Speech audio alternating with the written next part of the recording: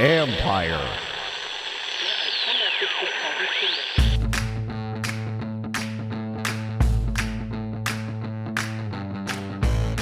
Hello and welcome to my podcast. Do me a favor, subscribe to the John Conn Report wherever you get your podcast. You're watching on YouTube, hit that like button, hit that subscribe button. You can find us there as part of Empire Media. That's AMPIRE. Always much appreciated when you tune in. And don't forget, you can always read my work on ESPN.com. I'll have a story up in a couple of days about the Washington Commanders rookie class. And I'm going to get into more of that in a podcast for Thursday. But today, I'm going to talk about Brandon Aiyuk because he's back in the news again, having requested a trade. And I'm going to bring on my ESPN colleague, Nick Wagoner, who does a great job covering the 49ers. And he wrote a very in-depth story about, just the ramifications of Aiyuk requesting a trade. Is it realistic and all that? So if you want to read the story, it's on ESPN.com. But Nick and I get into all the details about what it means and is there a chance? And obviously, I think you guys know, chances are it probably will not happen. So, you never say never until something is signed. But so what would it take? And what, when would be a realistic scenario if Washington were actually to get involved? So personally, I know there was the report that they talked to the 49ers before the draft. They're going to talk to a lot of teams, especially when you have a guy that you like, and Adam Peters would like Brandon Aiyuk.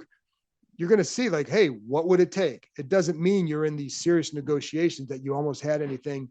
That was never my understanding of that. But you clearly have to find out what the price is. Well, no deal was made, so the price is too high.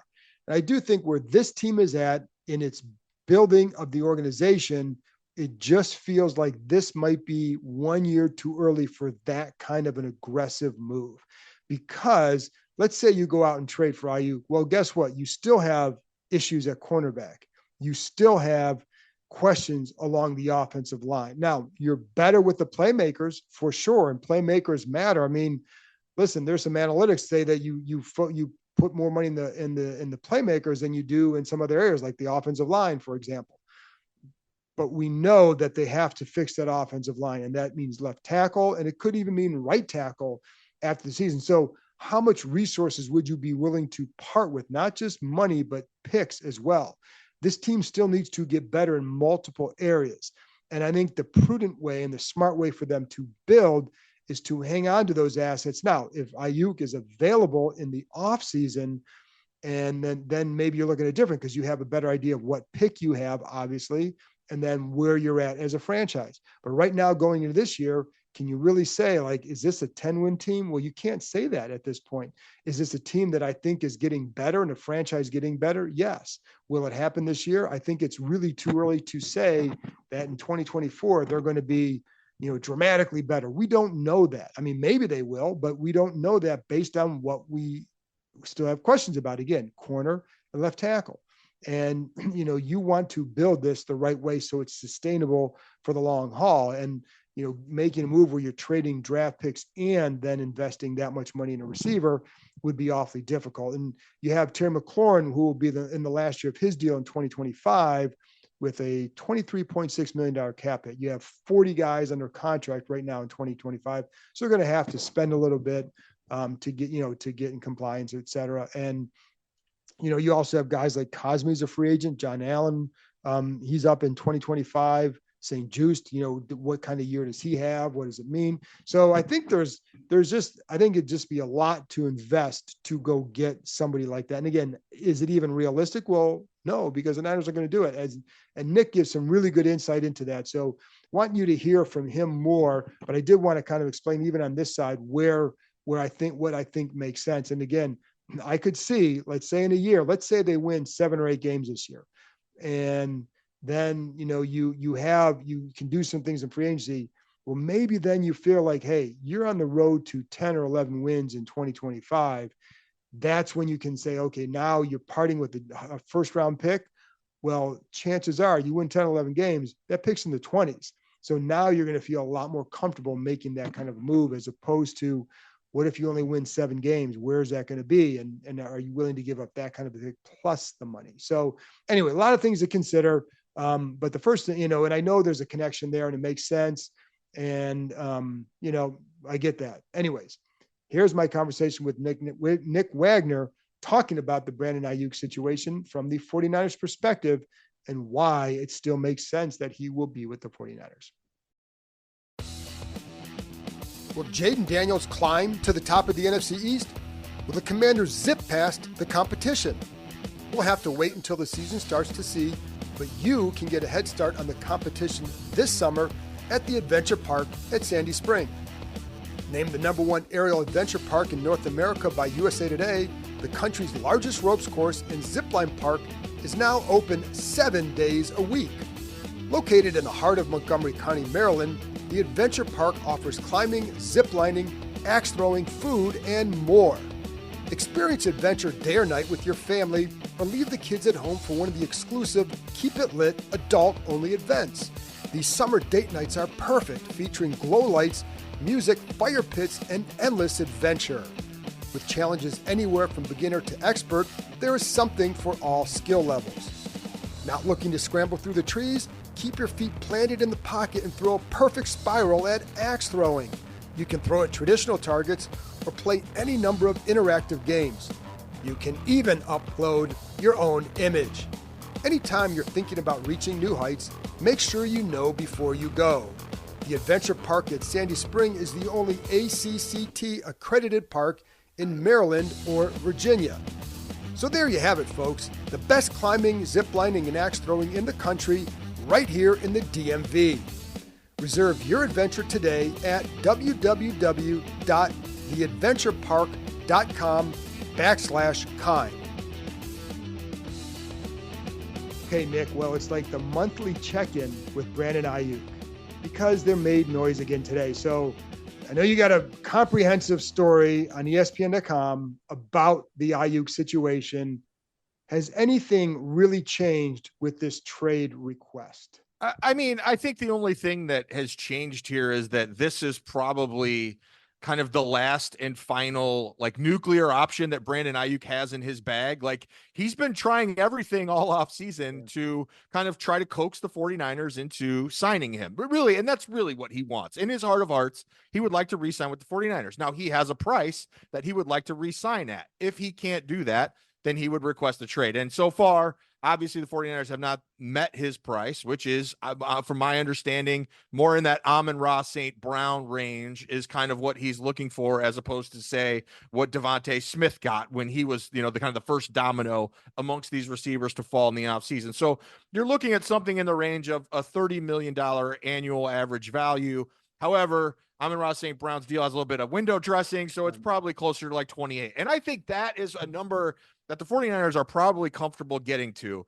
But the thing that has shaped this the whole time is the 49ers just simply don't do things on anyone else's schedule when they do these types of deals. And I know that's frustrating. And I think fans who are upset about the Niners doing it in this instance have reason to, because there is reason to believe that Aiyuk's price has gone up because the Niners have waited so long to try to get something done here, because all those other receiver deals have got done and it's going to cost them money. But if you go back through the Niners history, I think we've talked about this before, even every year in the offseason, basically since Kyle Shanahan and John Lynch got here, starting in 2020, they've had a big money player entering the last year of his deal who has signed.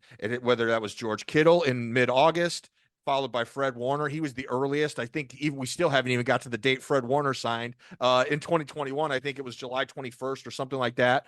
Then you had Deebo Samuel, which was the last day of July. And then, of course, you had Nick Bosa last year, which went all the way up till the week of the regular season opener in Pittsburgh. So there's variance in that. But the part that remains true is that it has always happened in late summer or even early fall in the case of Bosa. And so that has kind of been why the Niners have been dragging their feet on this year. This is just the way they've always gotten business done. They take their time. There's no hard deadlines here. We still don't even have a hard deadline. I mean, training camp is next week, but I wouldn't say that's a hard deadline. The one thing I will say here that I think is really interesting to keep an eye on is that the 49ers, if you look at Deebo Samuel and even last year with Nick Bosa, those guys didn't have their best years coming out of these kind of contract stalemates. And Deebo Samuel openly has talked about it. He called himself awful coming out of his contract negotiations. I think that was a little too strong of a word, but he certainly wasn't the dynamic, do everything guy he was the year before that. And then even Nick Bosa said after last year, like, hey, I felt like I was playing pretty well toward the end. I was kind of coming on, but missing camp didn't help me. And so, and the Niners being in the position that they're in, I think that is Aiyuk's biggest leverage in this, is that this is a team trying to win a Super Bowl this year and not having all their stars, having all their stars, and then B, having all their stars at top strength is a dangerous proposition for them. So that, to me, is kind of where Aiyuk's biggest leverage lies here. And I think maybe why you're seeing him try to gig them into giving him a contract here leading into training camp.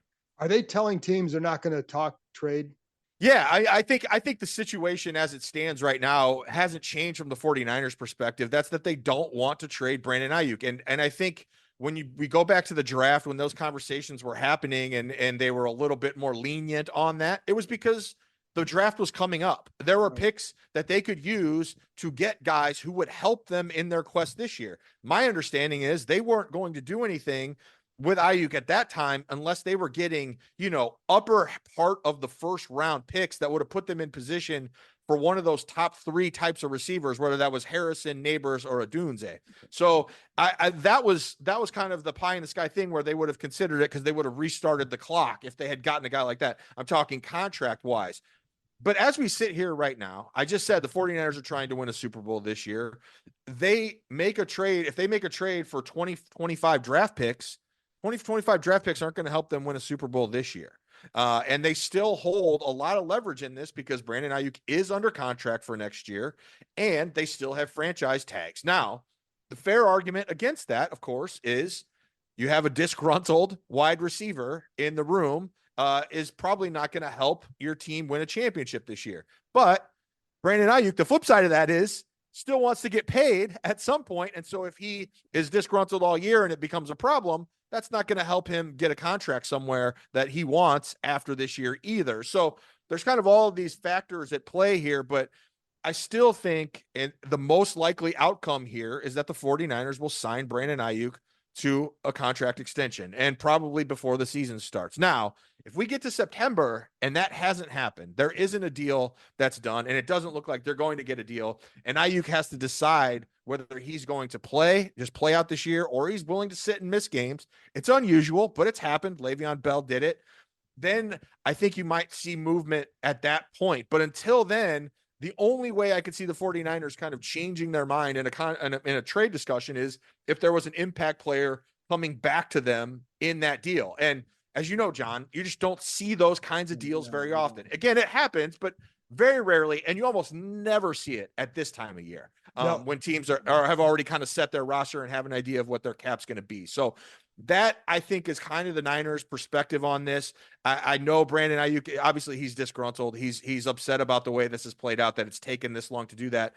But he can become extremely gruntled with a contract within the next few weeks, which I still think is on the table. Deebo Samuel requested a trade and signed a big extension months later. Robbie Gould, to a lesser degree, a kicker, but still got a nice contract after he requested a trade. So the Niners' track record of signing guys that they want to keep is very good. And the other thing I'll add here, we talk about price. I've said this all along. If Brandon Aiyuk's price and what he asked for goes to a place where the Niners aren't comfortable, I think at that point they would have considered trading him.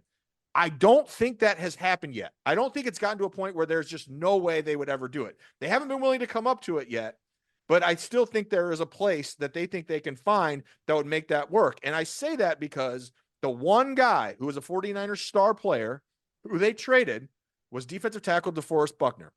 Coming out of the 2019 season, the Niners had Buckner, Eric Armstead to pay, Jimmy Ward to pay, and quite frankly, they loved Buckner. John Lynch will still tell you to this day the hardest thing he's had to do as a general manager of the 49ers was trade DeForest Buckner. But they got a first-round pick, a high first-round pick in the first half of the draft, and Buckner's price went into that $20+ million a year range where it was going to cost them Armstead. It was going to cost them Jimmy Ward, and they just weren't comfortable doing it. But the Niners knew that. And that was the tell to me of, okay, his price just got past their puke point where they could no longer stand it. I don't know that we've reached that point with Brandon Aiyuk just yet. And that's why I still tend to think ultimately this is going to play out in a way that he's going to be a 49er, at least for this season, but probably on an extension for long term. What do you make of the whole, I guess, the showing Jaden Daniels practice footage? And then because you couple that, because obviously they have a great relationship. That's like their best friend. Sure. Of course. And then you have Adam Peters, who was there. Yeah. So what do you make of all that? I mean, it makes all the sense in the world to me that if Brandon Aiyuk could choose a destination other than San Francisco to play, Washington would be right near or at the top of the list. You've got a young quarterback to grow with who ostensibly he knows very well, like you said, is his best friend. So he could help him. He could help Jaden Daniels kind of assimilate to the NFL. But also Brandon Aiyuk knows the value of what it's like to have a quarterback on a rookie contract and how that can help build your team out. He's lived it for the last couple of years here. So I think in that regard, certainly it makes all the sense in the world when you connect the dots. It's just a matter of, the Niners kind of coming around to the idea of trading him. And then, to me, the other kind of unsolved part of this mystery is if you're Washington, and you can tell me, John, if you're Washington and Brandon Aiyuk wants a contract that is in line with Amon-Ra St. Brown, okay, fine. Are you A, willing to pay him that? And then are you B, willing to pay what will be a significant price to acquire him from the 49ers? Because I think Washington's on the come. I think they're going to be good. I think they're going to be better, I should say, this next year, but that's still probably going to be a pretty solid first round pick next year. So are you willing to sacrifice that and pay the contract? And that's the hard part, I think, here. And that's why back at the draft, none of those teams in that top 10 to 12 range were willing to pull the trigger on a trade for Brandon Aiyuk because it was such a high price, both in terms of draft capital and in what they were going to have to pay him. I think to that point, I think Washington is probably a year away from really making that kind of a move where you could say like, okay, you got this, you got this, and you're expecting a jump to, and you're probably picking in the 20s, right? Like if in your ideal situation, that's what it is. And so then you'd be more willing to part with that. But if you're the Niners, you don't want that. So it's one of those catch-22s. And, but what was Adam Peters' relationship with Aiyuk like? Do you even know, or what Peters even thought of it at the time when they picked him? My understanding is that Peters really liked him coming out in the draft. And if you go back to that draft, you remember there was a lot of receivers that went in that draft, and the 49ers had a chance to draft, I want to say, every one of them except for Henry Ruggs, if my memory serves me, because that was they had the 13th pick that year, which they had acquired for DeForest Buckner, who I just mentioned. I believe, if my memory serves me, that Ruggs went 12th to the Raiders, and then the Niners were sitting at 13. Now they moved down a spot and ended up taking Javon Kinlaw, a defensive tackle, but they could have taken CeeDee Lamb or Justin Jefferson or Jerry Jeudy, all those guys that were kind of available in that range. And then as you got later into the first round, you had Jalen Reagor go and Jefferson, of course, which turned out to be the best pick of all of them. But the Niners moved up for Brandon Aiyuk, so there was strong belief in him. Now I know for a fact that Kyle Shanahan was a huge advocate of Brandon Aiyuk coming out, that he saw a lot of Isaac Bruce in him in terms of the way he ran routes and kind of the fearless approach that he has to blocking and things like that. So I think that was a pick that pretty much everyone was on board with, although it caught some people off guard in terms of, just from the outside, because there were so many guys that were being talked about at receiver that year. But undoubtedly, I know Adam Peters thinks very highly of Brandon Aiyuk, and I think that feeling is mutual too. Yeah, and I guess because the only way that this team would have a shot at him realistically is if the Niners collapse in the first half and trade at the deadline.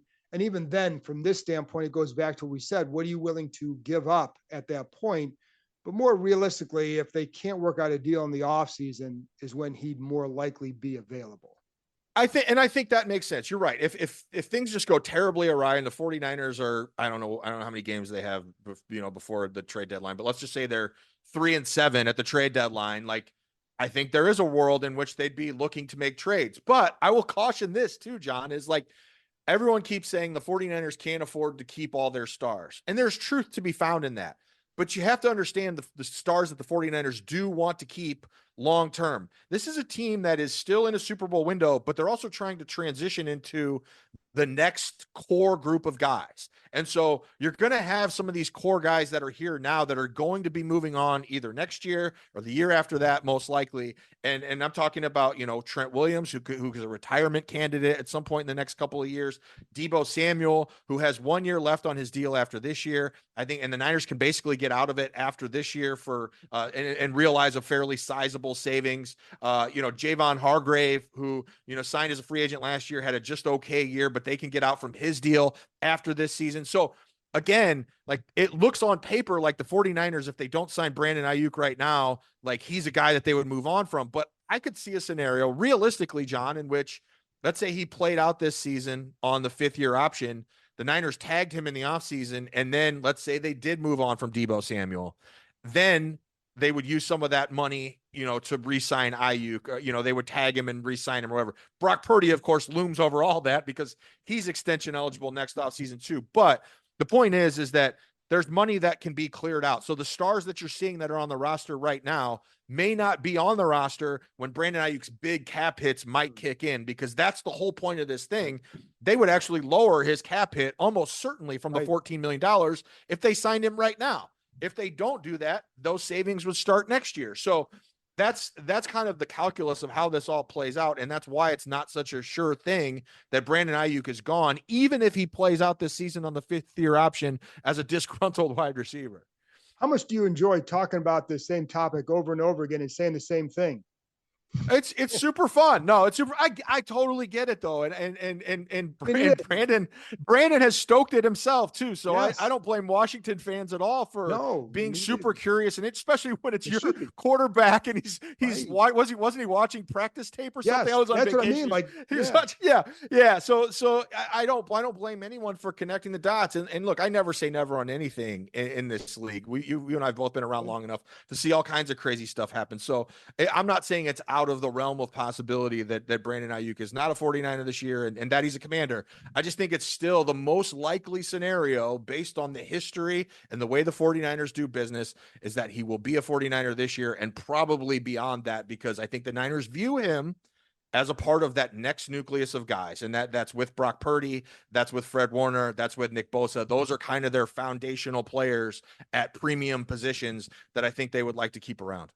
And that which completely makes sense. And it is funny though, because I don't know how many guys actually share their practice film. I wondered if that was some sort of a violation of some kind. I didn't know how that worked. I don't know. But... And like, we'll be talking to, the staff here next week. I mean, everybody's been on vacation, so it's not like it's something that, but I am curious, like, how often does that happen? Like, but kind of weird, but that also stoked it. Cause like he has done a couple of things with Jaden. Totally. That makes it like, oh, well, and I don't blame people for like wondering. No, not at all. Not at all. It's totally fair. And it's funny because, Brandon hasn't spoke publicly a lot about this, but there was the TMZ video.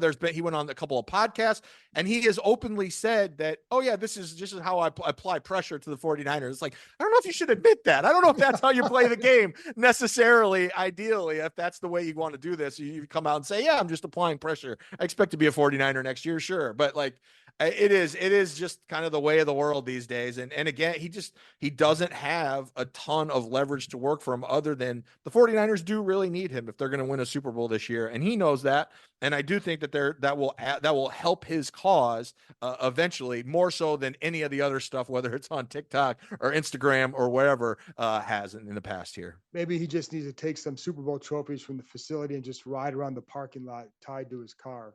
Just kind of a Seinfeld reference. So anyway, yeah, there you go. There you go. So Nick, I told you I'd keep you to 20 minutes. So, or maybe I thought you said 10, but I don't know. I can't remember what I said. When you and I get together, conversations are always twice as long as they're supposed to be. There you go. It was 16 tapes, so we're good. You're the only person I know more long-winded than me is you. So that's what we get. So there you go.